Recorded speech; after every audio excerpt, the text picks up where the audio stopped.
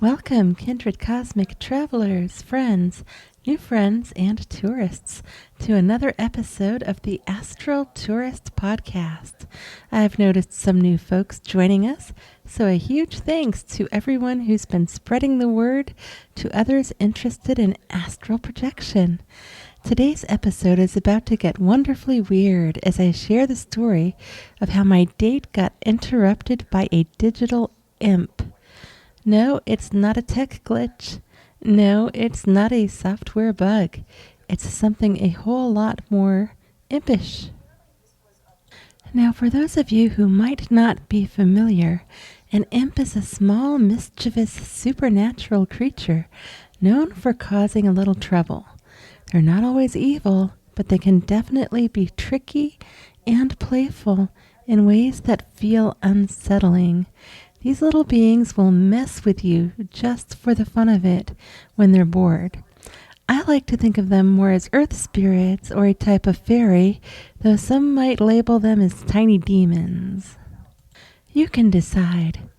Let's time travel back about 15 years to a time when I was dating a man I thought was pretty interesting. He had this superpower, charm. Seriously, he was like a walking charm offensive. He told me he'd been in business. He might have mentioned which kind, but honestly, I don't remember anymore. Our first date was a simple evening of wine and conversation at an upscale restaurant in the area where I was living at the time. There were no red flags right away, and as I said, he was all charm. He dressed well, smelled great, was intelligent, and basically seemed like a decent man with an extra heavy dose of charm. Now, to put this in perspective, I was an independent woman, but I was also a little bit lonely. This was sometime after my late husband had passed, and I was just dipping my toes back into the dating pool. Most of the men in the area where I lived at that time were into things like hunting or hiking. Great if you're into that, but not exactly what I was looking for. They weren't interested in long conversations over wine, day trips, museum outings, emotional connections, or really romance of any kind for the most part. Looking back, I suppose I should credit my late husband for setting the bar pretty high. He was as empathic as I am, if not more, and he had a special way of treating me with care and attention. He could sense my emotional needs before I even realized them. I knew nobody could really live up to that back then, so a little charm was very welcome at the time. After a few more dates and dinners out, things were progressing well enough with this new man that I decided to stay over at his place for the first time. He had offered to cook me dinner, and it was amazing.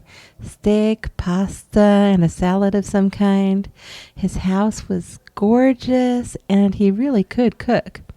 After dinner, we soaked in the outdoor jacuzzi, and I found myself feeling content in a way I hadn't in a long time. I wasn't looking for anything extravagant, just some male company and, maybe a little attention from such a charming man. But who doesn't want to be doted on like that? So skipping ahead to later in the evening, we were back indoors and I was super relaxed from the wonderful meal, jacuzzi, and mesmerizing company when I began to drift off to sleep. I didn't live that far away, but he had invited me to stay, and I had accepted. So there I was, lying in bed, drifting off to sleep when, without even trying, I spontaneously astral projected. I did that pretty frequently back then, so I didn't think too much about it. I still pop out spontaneously quite often. So that was just me being me. I was floating there near my physical body, waiting to be pulled back in. I had decided to stay close, ready to return quickly if needed. After all, it was a big deal being in someone else's house for the first time in a long time for me at that point, really. And there was something about it that made me extra cautious. Like I didn't want to overstep any boundaries in a space that wasn't my own, even if I was just astral projecting. Then I saw him, the imp. This strange little imp was green, had cute tiny little curved horns, and a mischievous grin as he was typing away at this tiny imp-sized laptop computer. He was fully absorbed in whatever he was doing on there and acted like I didn't even exist. This wasn't unusual for nature spirits and fairies.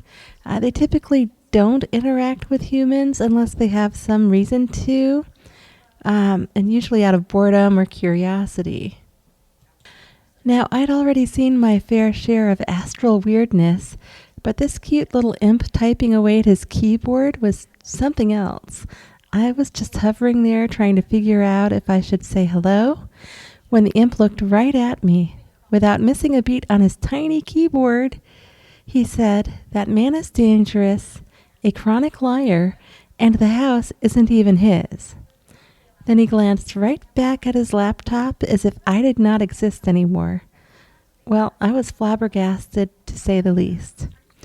I woke up early, made some excuse, and got out of there before I could even process the full weight of what had just happened.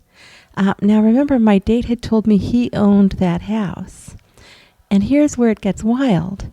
After I got home, I did a little digging, and that little digital imp was not wrong. That man did not own that house. And in my experience, if somebody's going to lie about something like that, they're usually lying about much more. So always be wary of lying men. Anyway, I don't normally take advice from random astral beings, especially not imps who show up out of nowhere. But in this case, it seemed like this cute little devil had some insider info. It wasn't just the imp, though. I mean, there were other real-world, let's say, orangish red flags with this man. His availability had been a little sketchy, and he had dodged some personal questions. But it being a new relationship, I didn't want to be too pushy either. So I can't say I was totally blindsided, but I do have to admit, this little astral encounter definitely sealed the deal for me. I never saw him again.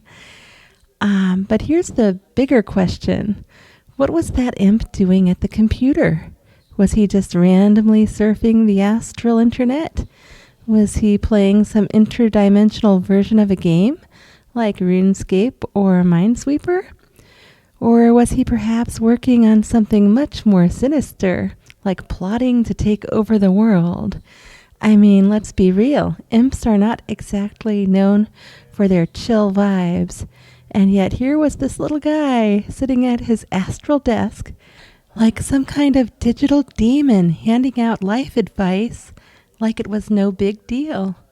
Was he a house fairy or just a mischievous being out to protect his turf? Whatever the case, my astral projection went from peaceful floating to full-blown astral detective mode. Instead of just casually floating near my physical body, I found myself face to face with a tiny green digital imp who spilled the beans and hit the delete button on my lying date. I'm glad he did, because it turned out he was right. Well, that's it for today's astral adventure. The digital imp who hit delete on my date definitely left an impression. I still remember him after all of these years. So the next time you find yourself floating through the astral plane, keep an eye out for little green creatures with mischievous grins. They might just save you from a bad date. Until next time, keep your eyes open, trust your intuition, and as always, happy astral travels.